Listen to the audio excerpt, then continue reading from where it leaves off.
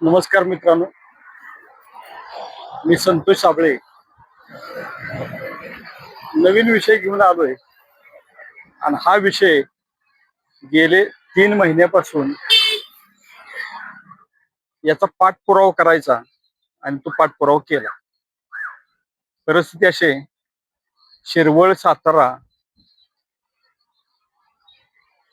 शिरवळ लोणंद सातारा हे जे रस्त्याचं काम जे सुरू आहे दुहेरीकरणाचं, बायपास दुहेरीकरणाचं 400-500 कोटीचा रस्ता आहे. हा अजून नवीन ॲक्वायरेशन झालेलं आहे. नवीन रस्ता परत पडलेला 1200 कोटीचा. त्या नंतरच्या रस्त्याचा विषय सोडा, पण आज परिस्थिती अशी की या रस्त्याचा जो विषय आहे तो विषय माझ्या पाठीमाग तुम्हाला एक बाबळीचं झाड काढलेलं दिसतंय या ठिकाणी. त्याची वृक्षतोड जी झाली, या रस्त्यावर जी वृक्षतोड झाली, या वृक्षतोडीचा अंधाधुंद कारभार झाला. त्याची आपण इथून आजपर्यंत सगळी डॉक्युमेंट काढली आहेत. बरेच असे की माझं एक शेतकऱ्यांना एक आव्हान आहे की सातारा, वाठार, लोणंद आणि शिरवळ रस्त्यावर जर रस्त्याच्या कडेला म्हणजे जे रस्त्याचं काम झालेलं आहे, चालू आहे, या कडेला जर कुठं अशा प्रकारची जर वृक्षतोड जर चालू असेल आणि तुम्हाला कोणी म्हणत असेल की हे NHI हद्दीतली झाड आहेत, तर ह्या NHI ह्याशी काही संबंध नाही.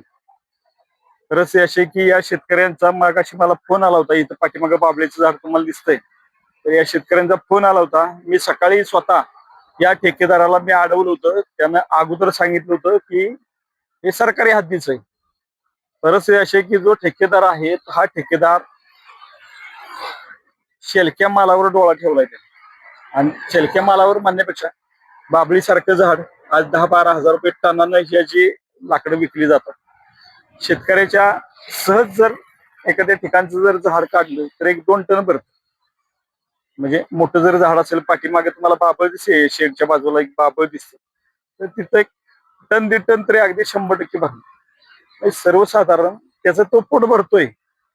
त्यानं सातारा लोणंद रस्त्यावरचं सातारा वाठापर्यंतची जी वृक्षतोड केली, म्हणजे आपल्या शिवत्र हद्दीतली हजारो झाडं त्यानं कत्तल करून नेली. त्याचा वाहतूक परवाना नाही, काय नाही. आज ज्यावेळेस आम्ही ह्या सगळ्या गोष्टी माहिती अधिकारातून घेतल्या, मागवल्या, त्यावेळेस या हरामखोरांनी, म्हणजे वन विभाग बी त्याला तेवढंच कारणीभूत आहे. वन विभागाचे जे अधिकारी आहेत, ह्या अधिकाऱ्यांनी या ठेकेदाराला आणि स्वतःची कातडी वाचवायसाठी ह्या हरामखोरांनी आज 1 महिन्यापूर्वी शिवतरच्या हद्दीत लाकडं टाकलेली आहेत. त्याचंही तुम्हाला व्हिडिओ माझा पाठीमागचा 1 महिन्यापूर्वीच बघितलं तर तुमच्या लक्षात येईल. स्वतःची कातडी वाचवण्यासाठी प्रशासनाचा एक अधिनियम असा आहे की एखाद्या शेतकऱ्यानं जर वृक्ष तोडायची परवानगी घेतली नाही तर हे बडवे म्हणतोय, हे बडवे डायरेक्ट झाडं तोडतायत. आणि हे झाडं तोडून परिस्थिती अशी निर्माण करतात की त्यांच्या गाड्या जप्त करून हे वन विभाग घेऊन जात असतात. परिस्थिती जर तशी बारकाईने जर बघितली तर त्याला परवाना लागतो, शेतकऱ्याला परवाना लागतो.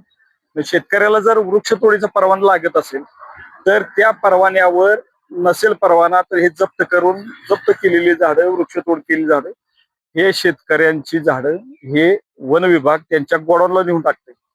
आणि आज या रस्त्यावर जी वृक्षतोड झालेली आहे, या वृक्षतोडीची झाडं ह्यांच्या बापाची जागा असल्यासारखी एका शेतकऱ्याच्या रानात टाकली.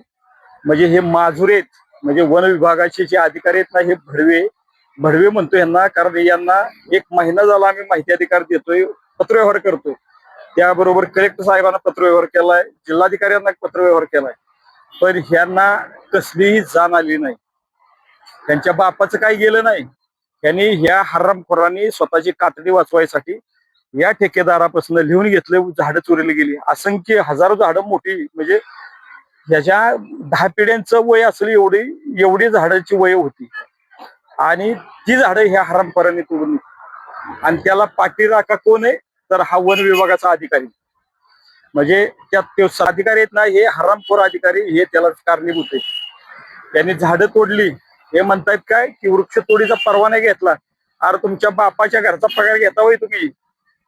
हा, जर त्या प्रशासनात काम करताय तर झाडं तोडण्याचा परवाना आणि वाहतुकीचा तुमचा बापाने परवाना त्यानं मागायचं नाही. त्यानं जर मागणी केली नसेल तर तुम्ही झोपून होता का? तुमचे अधिकारी काय करत होते? रस्त्यावर नुसते फिरत होते का?